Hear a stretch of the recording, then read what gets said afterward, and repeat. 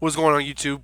We are back here today on the Fumble Pod, ready to talk NFL this weekend, college football this weekend. We got all the predictions coming at you.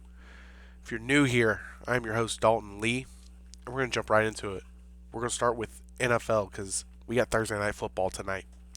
So, our first matchup for Thursday Night Football is the Minnesota Vikings traveling to Los Angeles to play the Chargers. And right now, Chargers open at a 3.5 favorite. I think that line's a little too close. Only because it's Carson Wentz. It's Carson Wentz. I mean, yeah, he kind of went toe to toe against the Eagles, but some of those were kind of late game touchdowns, heroics, if you will. Had to throw in a little trickery, let Jordan Mason get in on a little wildcat action last week. And I don't see Carson Wentz being able to put together a complete game against a solid defense to keep him in it. And for the Chargers, I mean, I understand they've been kind of sputtering the last couple of weeks. They've been injured. They've been playing some really good teams. They're kind of at a weird spot right now as we're about to get close to the midway point of the season. But at home, I think they still got the better quarterback. They got the better defense. I'm looking at Chargers win 28-20. I do think Justin Herbert's going to be able to just make a couple more key plays than Carson Wentz. I'm looking at Carson Wentz probably have a bad turnover at a bad spot, and it's really going to kind of let the Chargers pull away. But I got Chargers in this one 28-20. They're going to easily cover that spread. And now we jump into our Sunday games. First one at 1 o'clock. I know the records don't make this look as exciting, but the storyline makes it a little exciting. At 1 o'clock, you got the Giants traveling to Philly. Last time they played, Giants won on Thursday Night Football. Beat them kind of bad. They went out there and put the boom on them. And right now the Eagles are favored 7.5, which I think that line was similar to what it was when they were going to play on Thursday Night Football in MetLife. But I don't see the Giants going 2-0 against them. I do like a lot of things the Giants got going for them, mainly on offense. I think Jackson Dart is going to become a guy. I'm not saying he's going to be, a top 5 quarterback or nothing crazy, but I think he's going to be really good for them. They still got Cam Scatterbo who can run.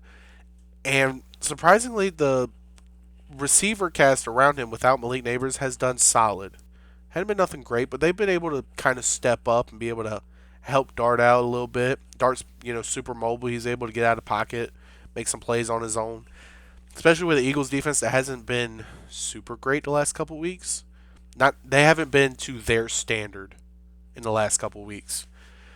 But if we're looking at the recent trend, Eagles passing game opened up. The only thing that's concerning is I don't know if AJ Brown's going to play. He hasn't practiced the last couple days. He's got an injury. I just don't know if he's going to play. Granted, still got Devontae Smith. You still got Dallas Goedert. You got Jahan Dotson. You still got a pretty solid offensive line. You got Saquon Barkley in the backfield. I still look at it as Eagles have the better talent. I and I think this could be the game that gets the New York Giants everything they hope for. Their defensive coordinator fired because he has been pretty bad the last couple games. I mean, you blew that 33. You gave up 33 points in the fourth quarter last week against the Broncos. And on the last drive that allowed the Broncos to get in field goal range, you're dropping 8 when all day the Broncos haven't been able to block your 4-man rush or even a 5-man rush with limited time on the clock. You got to send pressure. And I'm hoping he kind of learned from that and understands that the best way for this Giants defense to make plays and win is to get after the quarterback. And the first time to play, they got after the quarterback, mainly Jalen Hurts, very, very well. So if they want a chance to be in this game, they got to do the same thing. They got to get after Hurts early and often in hopes that the offense is able to make some plays after they can get the Eagles off the field. But with all of this said, I am still going to take the Eagles 35-28. I'm going to have the Giants barely cover that spread. I think it's going to be a very entertaining game, but I'm still going to take the Eagles to win outright. And then the other 1 o'clock game, a game that I thought would be, in theory, a little closer, statistically speaking. You got the Bills traveling to Charlotte to play the Panthers. Both, well, the Bills are 4-2, Panthers 4-3. It's starting to look like Bryce Young's not going to play. He's been at practice, but he hasn't been padded up running snaps with the rest of the team. So it's looking like it's going to be an Andy Dalton game. And that does concern me. But if you look at the Bills, they have one of the worst rush defenses. And I think the Panthers are going to have to be able to take advantage of that. They couldn't really run against the Jets. Granted, the Jets have a pretty good defense. So I think if they're able to take advantage of that, run the ball really well, like they were able to do against the Cowboys and the Dolphins, they're going to have a pretty good shot, especially with a healthy Chuba Hubbard and Rico Dowdle. They can take advantage of that. But the counter argument to that is Josh Allen. I think Josh Allen is going to be able to bounce back and show that he is the former MVP that we thought he was. He's going to be able to make some plays. I think James Cook might have a solid day. Maybe not running the ball, but through the air game.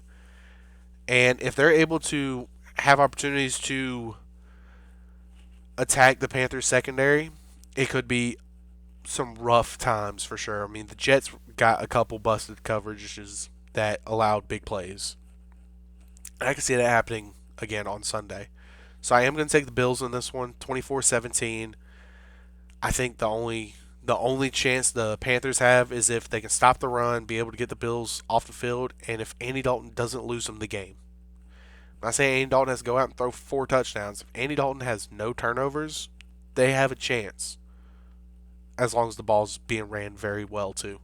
If they can't run the ball and Andy Dalton just can't get any type of rhythm going with the offense, maybe a long day. Long day. Then we're going to jump to our 425 spot. There was only one game that I felt like was worthy of being talked about. That's Cowboys at Broncos. You got a Cowboys team that's starting to come back to life. The defense played better against the Commanders last week. They're starting to get a little healthier, which could help them out. You got a Broncos team that's just coming off of back-to-back weeks of very close, tough wins, if you'll say. I mean, they did just had to score 33 points in the fourth quarter to come back and beat the Giants at home. They're at home again this week, and they're opening up right now as 3.5-point favorites. And I could see why, because that offense for the Broncos is hit or miss. Some days it can be clicking on all cylinders, and Bo Nix can be looking good, making plays, and then they get very stagnant very quickly. And the Cowboys' offense is really good. But even though that's the strength of the Cowboys, the strength of the Broncos is that defense. That defense is top 5 in sacks. They're phenomenal in coverage. I don't really see it being a shootout, but there will be some points scored. Right now, if I was a betting man, I would take the Broncos 24-21. I do think the Broncos defense is just going to be able to make 1 or 2 more extra plays that the Cowboys won't be able to, mainly getting after the quarterback. If they can get after Dak and keep him to where he's not able to get outside the pocket and make plays, and he's got to get the ball out quick, they're going to have a very good defensive day. Mainly if they're able to wrap up on short throws, whether it's CeeDee Lamb, George Pickens, Javonte Williams, Ferguson, any of those guys. But I am going to take the Broncos in that one, 24-21. And then we get our Sunday night football matchup. You got the Green Bay Packers going into Pittsburgh. You got Aaron Rodgers playing against the Packers, team that he played many, many years, won several MVPs, won him a Super Bowl. And right now, the Packers are opening at 2.5-point favorites. And the Packers are an interesting team because we saw how they looked the first couple weeks. We're like, oh, this is a really good team. And then it's like ever since they played the Browns, it's been a lot more like, what is this team? The run game hasn't been super great. Jordan Love at times is hit or miss. I feel like sometimes they give up on the run too quickly and they try to get pass heavy, and it doesn't work all the time, especially if a team knows it's coming. The only thing that's super concerning is this Pittsburgh defense. I don't think this defense is nearly as good as what they have been, especially in the secondary. The front 4, front 7 are still solid. They're able to make plays, but if you get any quarterback really too much time in the pocket, they'll light you up. I mean, we just saw what Joe Flacco did. Granted, he also had Jamar Chase and T. Higgins, whereas Packers don't really have a guy like that. They're more wide receiver by committee, if you will. And, this could be a big day for whether it's Tucker Kraft, Romeo Dobbs, Matthew Golden, any of those guys. But I do think that the Packers are going to get out of there with a win. I think Jordan Love's going to have a solid day if he doesn't turn the ball over and is able to just keep a rhythm on offense. They should be able to take a lead, keep the ball out of Aaron's hands a lot. I have them winning 27-24. There's something about the Packers. I mean, Micah Parsons has been turning it up the last couple of weeks. I think last week he had three and a half sacks. So I'm looking at where he's going to line up on the field and who his matchup is, and him potentially getting after Aaron Rodgers a couple times. And Aaron Rodgers don't like getting hit, and that can lead to quick checkdowns, frustration on offense, and just throw a whole offense out of sync if your quarterback gets hit a couple times and then he starts complaining. I think it's gonna be in my eyes, the biggest key matchup is where's Micah lining up, who's his best mismatch with, and how much are they gonna attack it. And then we get into Monday Night Football. We got the Commanders going to Arrowhead to play the Chiefs. Right now, Chiefs are opening at 11.5-point favorites, and I can understand why. They just beat the brakes off of the Raiders, which Raiders I don't think are that good. And I think the Commanders are really in a slump right now. That defense has not been good. I think they're asking too much of Jaden Daniels with a limited cast, with questions on is Debo and Terry McLaurin going to play. And when you go in the hole quick, you can't run the ball. Because I like the running back, Bill. He's pretty good, but it's hard to get a rhythm if you're playing from behind a lot. And I don't think Jaden Daniels has the cast to be able to get into a shootout. And with Rashee Rice coming back to the Chiefs, it looks like a completely different offense. Granted, I understand it was the Raiders. It was a one-game sample. But Rashee Rice, first game back after a 6-game suspension and having a broke leg last year, had 2 touchdowns. And I think 60-plus yards on a couple catches. I mean, he had a day. And I think it just opened up more for the offense. Hollywood Brown was able to get a couple touches. Travis Kelce was able to get a couple touches. A lot of them were in one-on-one coverage because they were worried about Rashee Rice. They still got Thornton, who's a burner. Still got Xavier Worthy, who's also a burner. I mean, this Chiefs team now has the ability to stretch the field, play underneath.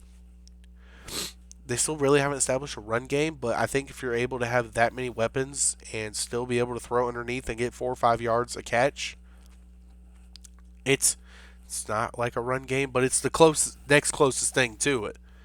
And, I mean, this is Patrick Mahomes. He's starting to play more like the Patrick Mahomes we know and we've seen for years now. And I just think that Chiefs defense is going to have a day against Jaden Daniels. That's how bad Jaden Daniels has been at times. It started to remind me of old Justin Fields. So, I'm rocking with the Chiefs in this one, 31-14. And that's what I got for the NFL. Now we're going to switch over to college football, which there's not really a whole lot of great matchups this weekend. There's 3 really good ones I want to talk about, and then just one ACC one, just because there's a team that I think is on the rise, and they're ready to break into that top 25, if you will. But we'll get to that matchup last.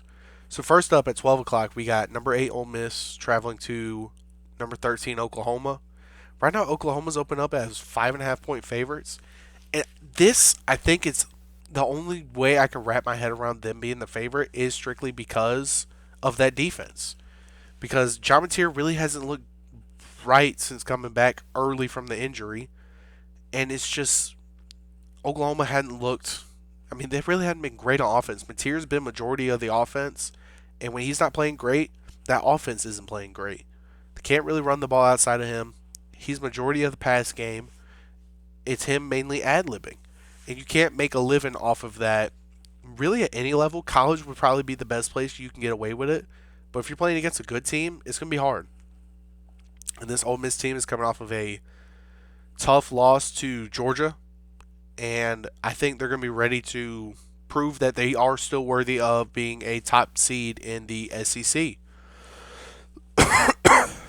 Sorry, I'm currently getting over a head cold, so if I'm coughing a little bit, drinking a little water, that's why. And I do still think that Ole Miss is the better team on offense for sure. I think the nod is obviously Oklahoma is the better defense, but this Ole Miss offense has been able to score really against anybody, and I just don't see a world where Ole Miss is going to lose this game. I understand they're in Norman; it's a tough place to play, but I got Ole Miss covering the spread. I got them winning 38-28. I think they're going to put up points, be able to run the clock out in the end, and get out of there with a big time top 25 matchup win in the SEC. I think they're going to have a big day. Ooh. And then at 3:30, we got number 15 Missouri traveling to number 10 Vanderbilt. Right now, Vanderbilt is opening as a 2.5 point favorite, and yet again, I question this line only because if we look at some of their wins, they're not as spectacular. Like I understand they beat LSU last week, but I don't think LSU is nearly as good as we think. That defense is, but that offense has really been the biggest issue. And I understand Vanderbilt put up quite a bit of points on that defense, but some of those were kind of hand-me's from the offense having turnovers. And I do think this Missouri team is pretty good. I think Bo Pribula has been solid for him. And I think he's going to go out there and show it again on Saturday. I think that offense will be able to get into a rhythm if they can get one mistake out of Diego Pavia, which at this point he is kind of turnover-ish prone. He's good for at least a turnover, whether it's a pick or a fumble. I think that'll be the difference because they'll be able to capitalize on it and get a lead. I got Missouri going into Vanderbilt and getting the upset. 28-17.